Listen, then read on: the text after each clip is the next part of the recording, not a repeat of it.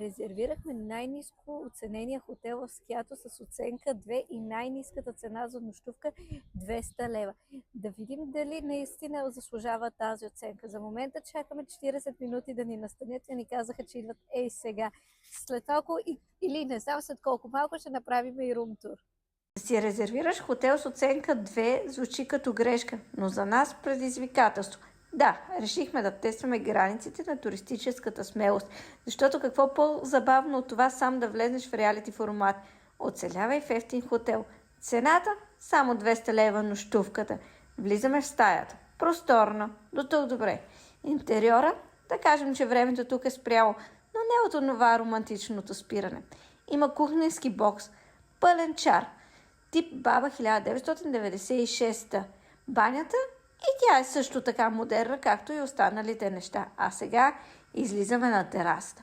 Огромна е. Локацията топ. На 30 секунди от главната улица. Ако хвърлиш бомбон, ще падне в кафене. Очакванията ни 0. Изненадите приятни. Поне някои. И така, вие бихте ли спали в хотел с оценка 2 или си казвате по-добре на лукс?